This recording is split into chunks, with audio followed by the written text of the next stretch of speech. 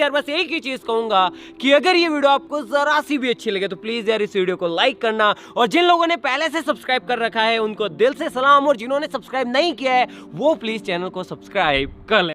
चलिए शुरू करते हैं।